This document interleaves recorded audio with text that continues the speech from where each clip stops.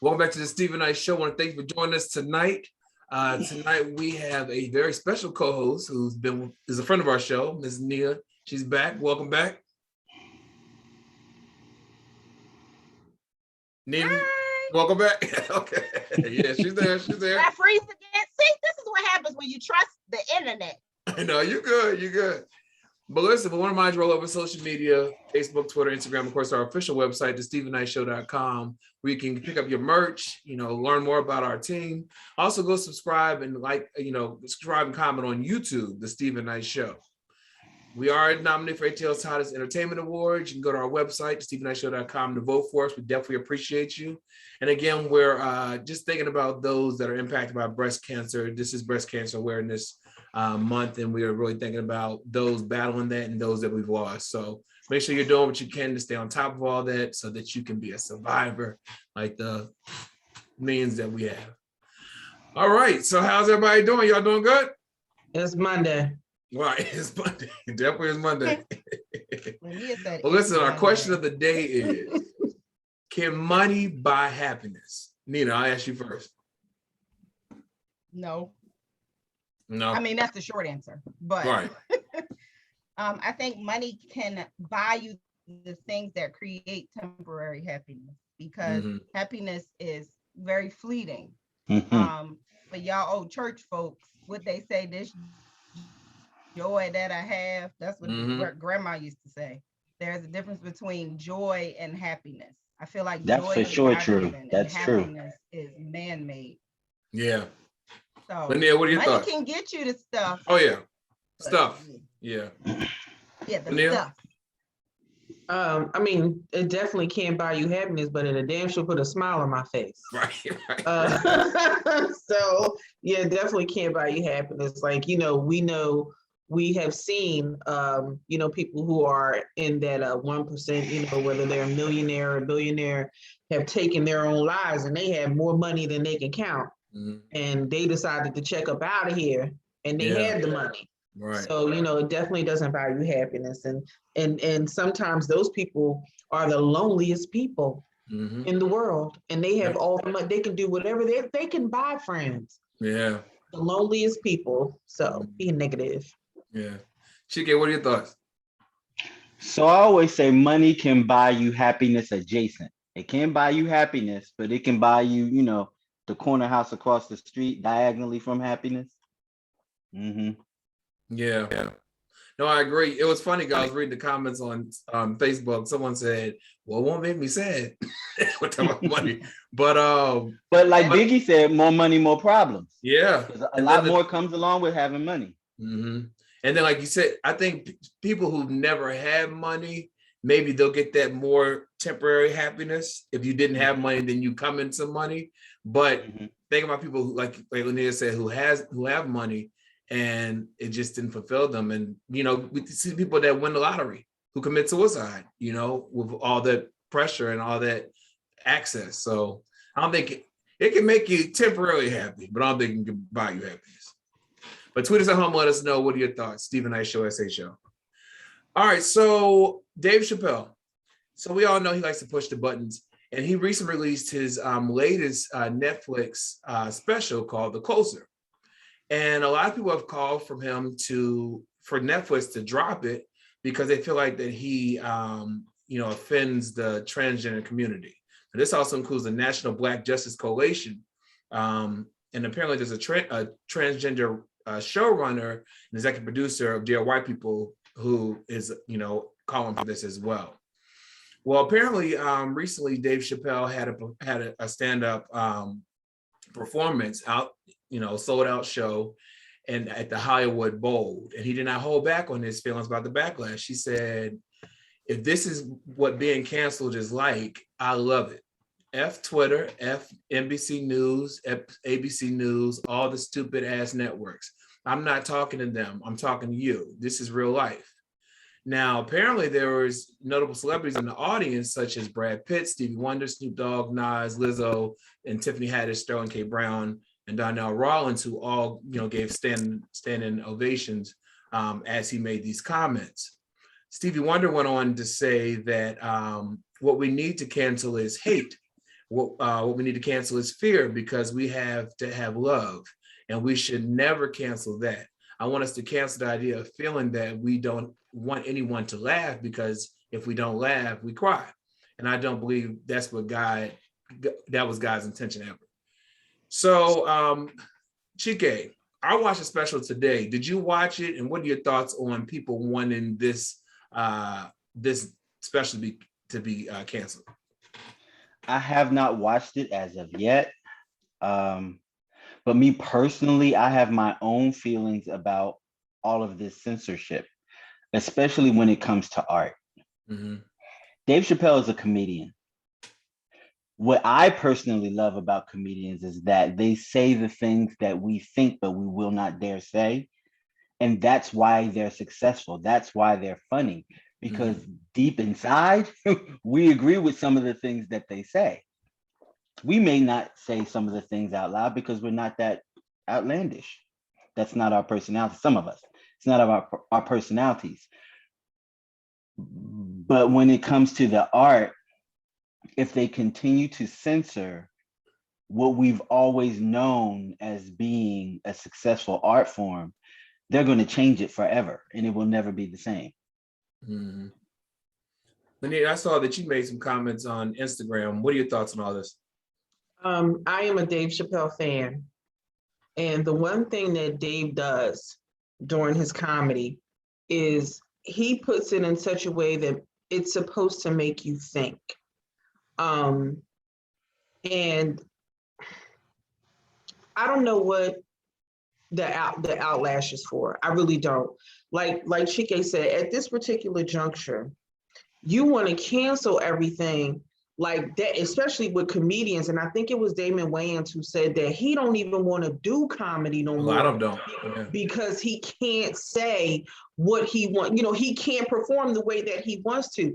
Comedians give a platform. They have a platform, and their platform is they turn that pain into laughter, whether it's from personal experiences or things around them and others who have experienced things. They turn it into laughter. And to mention that Daphne, the trans woman that Dave Chapelle barred on, like he had her on, like barred her on a show, became friends with her. So let's and her family spoke out about that. And it's just like, you're not allowing artists to do what they do best. And this is, especially comedians, this is what they do. They talk about everybody. They don't just focus on one particular culture or whatever. They talk about everybody. And that's what makes them great, is because they're able to talk about everybody in a relatable manner on stage, where if I'm as an audience member, I'm cracking up because, like Chike said, you said something that I know I thought. I may not have said it out loud, but I damn sure thought about it. And it's just becoming so, who said something about cancel culture? Because this is just getting ridiculous. Like, next thing, the biggest thing now that I'm starting to see, like now they're like, I think it was something about Pepe Le Pew and calling him a sexual assault predator and all that stuff. And like, y'all take away childhoods. I ain't never thought about Pepe Le Pew as no sexual predator. Right. You know what I mean? Like, it's just different stuff, and I'm over it. I'm tired of it. So I stand with Dave Chapelle. Yeah. And Nina, a lot of transgender people have come out in support of Dave Chapelle following this special. I watched it today, and I think he was doing a play on people saying that he was transphobic when she knows he's not. So he was kind of playing with them, because the bigger story was that he's not, and that we're all people. Point. Yeah. So what are your thoughts on this backlash? And Netflix has come out and said they're not going to cancel the special. They're not going to take it off their platform. What are your thoughts, Nina? Look at God's work, first of all. Thank you, Netflix, for having some sense and a backbone. I'm the person that says what people are thinking. So in defense of Dave, see, we on Steven's show. I can't use all of my colorful language as if I would be on my own platform. But my thoughts are, I agree with Chike and Lynia. You have to stop censoring art and stop being so offended by every single thing somebody says. I have friends that are part of the LGBTQ community. I have family. I have close associates. People. One of us on this platform might be of that community. We just might not want to say to everybody, hey, here's my flag, I wave it high. But we're not gonna attack somebody for expressing their art form the way that they do. Because I just think, this is me personally, we come from a generation where we watched the tail end of, who was that crazy man's name? Trump. Richard Pryor. Oh, Richard Pryor, yeah. Eddie Murphy's, Red Fox, all these comedians that would flat out tell all of these people they don't care, they didn't discriminate about any community. Nope. You're gonna get it too. And I'm gonna tell you exactly what I think and what I feel. We have enough struggles in this world. Like Stevie Wonder said, we can't censor happiness. This is just pure joy and laughter. Nobody is aiming for you.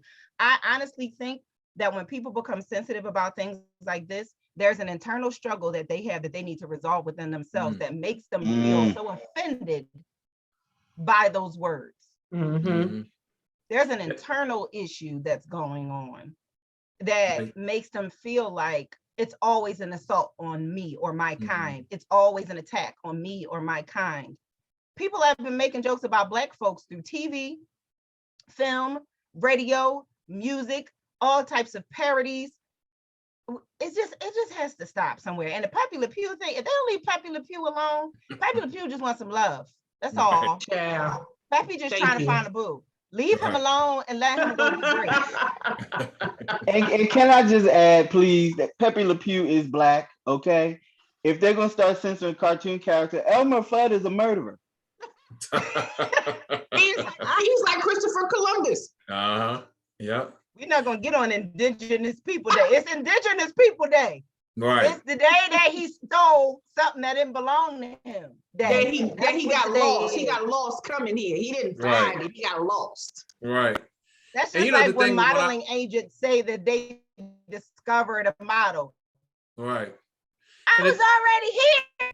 You're not here. You didn't find me. I already existed. You didn't discover something and poke a flag at me and say, now I've arrived. No, right. I already existed. You just came and capitalized off. Exactly. My existence, Christopher. Exactly. She said Christopher. Well, the fact that I was watching the special, I was looking at the audience, and there are so many diverse people at his shows, and they're all cracking up laughing. You know what I mean? And he doesn't just go after one group, like you said, Lynia. He goes after different groups, and they're all cracking up. He talked about Detroit, like because he always talks. That's why he did the show there. Yeah. And he was like, I had to come to Detroit because I don't talk so bad about Detroit. Right. So I had to come back here. Yeah. Like whatever. They give me a headache, Chad. Yeah. Well, listen, Drake. So Drake, he's done his thing over the last decade, and a lot of people say he's one of the greatest entertainers of our decade. Now, recently, he received Billboard's Artist of the Decade award and made history with his latest album, Certified Love Boy, with 9 of 10 songs on the album debuting in the top 10 on Billboard's Hot 100 charts. A lot of people are saying that Drake has surpassed Michael Jackson. He has surpassed Michael Jackson in with the most top hits in the same album, which Michael's was Thriller. But since there have been a lot of comparisons about, is 2021 Drake bigger than Michael Jackson at his peak? Well, his son, Michael Jackson's son, Prince, he was asked about it by 2Fab, I guess a publication. He said, everybody has their own definition of great, and all respect to Drake and everything he does. But what my father and my family accomplished in the time they did is very unlikely to ever be matched again. And a lot of people on Twitter had this same debate back and forth. And most people said that, overwhelmingly that Michael is the GOAT. They said Michael had people passing out on shows just because he came on stage and took off his sunglasses. He said, we just can't be that bored. LOL. Ninth Wonder's this is the Knife Wonders Twitter account, wrote, "There's no comparison to Michael Jackson. We will never see that again. Everyone was in the house, bruh, when Thriller was on. In the house. I mean, stop everything you're doing and run in the house." Now, Drake has not commented on this at all. I'll ask you, Nina, what do you think about this comparison, Michael to Drake? First of all, the last thing that ever made anybody run in a house and made us all abandon the streets was the pandemic, and that was forced. Right, that's true. That's true. That's number one. So if a human being, not a deadly virus, can make us all go in the house and sit down, that's one. Yeah. Two, like you said, the comparison of people passing out. I used to watch old Michael Jackson. I'm a big Michael fan. I used to see people literally convulsing like they were having seizures if he reached his hand into the crowd and his sweat dripped on their fingertip. Yep. And they're like losing their sanity. Drake ain't making nobody have a seizure. Drake is not making anybody seize in the middle of an audience. No. Stop it. And then on top of that, yes, I could diddy bop to Drake, but guess what? In 15 years, when I'm getting my old people's money, probably not 15, give me about 35 years. When I'm cashing my checks and looking at my direct deposit for my old people's money, I will not, on a cold night drinking my wine, be listening to Drake. Right. I will be listening to Michael Jackson. I love Drake, but it is not timeless. The Jacksons made timeless music. I don't care how old you are. When Michael Jackson died, my son was 3. That was the first time he heard it in rotation heavily in my house. My son, who's now 15, is now a diehard Michael Jackson fan because of that day. He fell in love with Michael's music and still listens to it over some of the stuff that the kids listen to now. And those 3-year-old now years later still listening to something that they heard then now and cherishing it and valuing it as classic music. Yeah, that's true. Drake fine, Beard Gang all day. Raise your hand. Yes, I'm here. Beard Gang all day. He's fine as hell. But, and I don't even do, chocolate is my flavor of the month. Day, year, decade, week, no offense. But Drake can get a pass with that beard. Fine as hell. But I will not give him the round of applause or the trophy. Michael. Yeah. Yeah. Surpassing Michael. No, I agree. Chike, what are your thoughts on all this? Michael Jackson was ubiquitous. Jake has not touched on that at all. Michael had the ability to be everywhere all at once. Wherever you went, there was Michael Jackson. Drake doesn't have that ability. He hasn't had that ability. Even at the top of the top selling thing that he ever did, was he ever ubiquitous? You go to the mall, you see Michael Jackson. You go to the corner store, you see Michael Jackson. You get in your car, there's Michael Jackson. TV, there's Michael Jackson. He was everywhere. And that's around the world everywhere, not just everywhere that you went in this country. He was around the world. Drake can't touch that. Sure. Lynia? There's absolutely, positively no comparison. I am a diehard Michael Jackson fan. My boyfriend will tell you, you better not ever say nothing bad about Michael Jackson. I swear for God, I will kill somebody about Michael Jackson because I love me some Michael. First of all, this ain't even no comparison. Let's clarify that. There's no comparison. They're not even on the same playing field, the same level, the same stratosphere, atmosphere. Listen, okay? Drake ain't even up there for me. And I mean, he cool. And like Nina said, I'll do a little bop. But I ain't dropping my panties for Drake. But I bet you I'll drop them for Mike, though. That's all I'm saying. You're right. Degrassi can have that. And I'm gonna keep it funky with you, Drake. No shade. But he a little corny to me. Just a little bit. Beard or no I have to beard. slightly disagree. On a good day when he got a tan with that beard, I might consider. Nah, I don't see it. Like I gotta wanna eat the booty, and I don't want to eat the booty. Oh my God. Oh, Oh my God. I shall never. I would eat Michael Jackson whole You soul do that for jam. Michael. I'm not doing that. Oh, I would do it for Michael. I would eat his whole soul jam. Y'all crazy. Okay. I want to add this. There's only one person that's in pop culture today that is maybe glimpsing on the hem of Michael Jackson, and that would be Beyonce. I can see that. Yeah, I can see that. I can see that. See that. You know Yeah. why I can see that? That's a good point, Chike. I can see that my top reason for that would be her work ethic. Mhm. Yes. Her work Yes. ethic is. But where did They're she both get it from? Virgos. She'll tell They're you. both She'll tell Virgos. you out She'll of tell you out of where her she own got it mouth. from. Where did she get it from? She Yeah. got it They're from both studying Virgos, Michael so Jackson. yeah.